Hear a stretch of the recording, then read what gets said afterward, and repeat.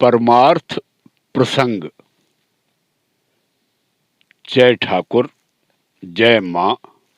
ओम शिव शिव शिव। स्वामी विरजानंद जी के सार गर्भित दिव्य उपदेश। पीड़ा और संघर्ष के बिना तत्व ज्ञान नहीं मिल सकता है। मनुष्य में एक अविनश्वर तत्व विद्यमान है। वह मन, बुद्धि, शरीर या प्राण में से एक भी नहीं है। इसे जानने वाला अमर हो जाता है। बुद्धि कारण शरीर का प्रतीक है। उस अपरिसीम आनंद का द्वार उन्मुक्त करने वाली कुंजी का नाम समाधि है। निर्धनता, पवित्रता और विनम्रता को अपनाकर आप अमर पद को प्राप्त कर सकते हैं। अग्नि के संपर्क से जैसे लोहा गर्म और लाल हो उठता है, वैसे ही प्रकाश पुंज आत्मा के संपर्क से बुद्धि भी प्रकाशमान हो उठती है। बाल की खाल निकालने वाली तर्क विधि से आप आध्यात्मिक विकास कदापि नहीं कर सकते। प्रेम थोड़ा ही करें, लेकिन हमेशा करें। आत्म साक्षात्कार की कुंजी है सत्संग, द्वार है गुरु वाक्य, मार्ग है शास्त्रोपदेश तथा निवास है उसका हृदय मंच। अंतःकरण की शुद्धता से पूर्णत्व पद की भूमिका शुद्ध होती है तथा आत्म साक्षात्कार में उसका पर्यवसान होता है। बार बार अपने से प्रश्न कीजिए, यह जीवन क्या है? हम कहां से आए? हमारा अंत कहां है? अमर जीवन का प्रवेश द्वार है मृत्यु। अंतःकरण की शुद्धता परमानंद पद की जननी है। अपने आत्मा को तथा विधि संसार को ब्रह्म का स्वरूप ही समझना चाहिए। संसार को संसार के रूप में देखें तो यह सापेक्ष सत्य है, जबकि संसार को परमार्थ के रूप में देखें तो यह सनातन कहलाएगा।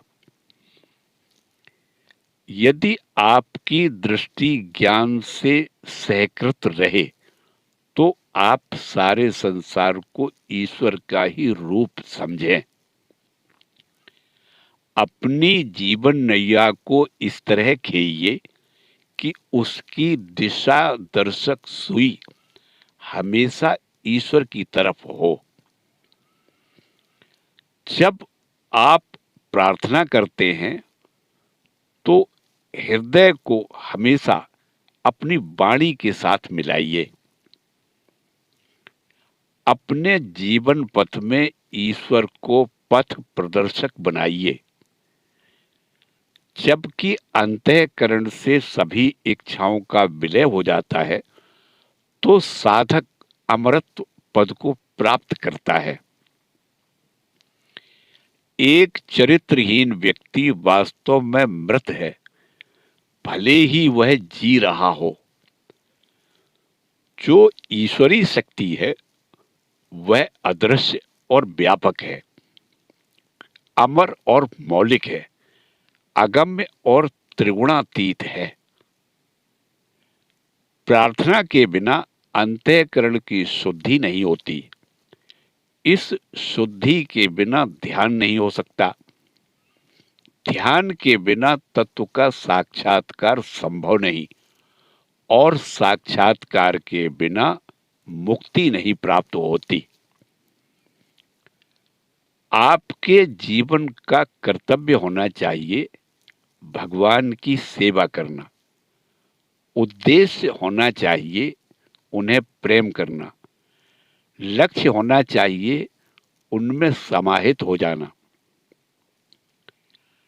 ब्रह्म या परमेश्वर हमारी इंद्रियों के सम्मुख विभिन्न नाम रूपों में प्रकट होता है। ज्ञानवान मनुष्य की दृष्टि में संसार की सारी अनेकता सिमटकर एक परमात्म स्वरूप हो जाती हैं। भगवान का हर पावन मंत्र आत्मिक शक्ति से परिपूरित होता है। जो ईश्वर को जानता है वही वस्तुतः संसार को भी जानता है। जो व्यष्टि चैतन्य है वही आप हैं।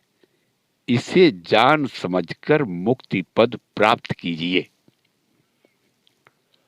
जो ईश्वर को जानने की सच्चे दिल से कोशिश करता है उसके प्रति ईश्वर अपने स्वरूप को प्रकट भी कर देता है।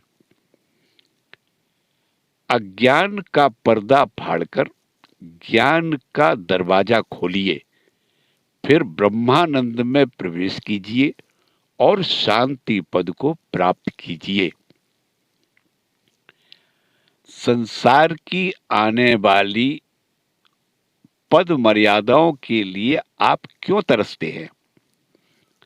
आत्मज्ञान को प्राप्त करके संसार के एक छत्र अधिनायक बनिए। नैतिक पूर्णता के बाद ही आध्यात्मिक लक्ष्य की प्राप्ति होती है। जो सतत अंतर्दृष्टिशील हैं वह बाहरी वस्तुओं को यथार्थ रूप से जानने वाला है। ईश्वर ने संसार की रचना क्यों की? क्योंकि यह उसका स्वभाव है। यह संसार आनंद स्वरूप परमात्मा की प्रतिकृति है। प्रेम में आनंद है, शक्ति है, ईश्वर है, इसमें अमृत है। विचार या अनुसंधान उस बीज की भांति है जिससे दिव्यानंद रूपी वृक्ष के फूटने और पनपने की आशा बंधती है। सभी दुखों के ध्वंस का उपाय है सत्पुरुषों की संगति। अंतःकरण की शुद्धि से पूर्णत्व पद, ध्यान से आनंद, आत्मानुसंधान से ज्ञान और भक्ति से दिव्योन्माद सुलभ होता है। पूर्णता एक ही है, दो नहीं। यदि दो पूर्णताएं हों तो एक दूसरे को अवच्छिन्न करेंगी।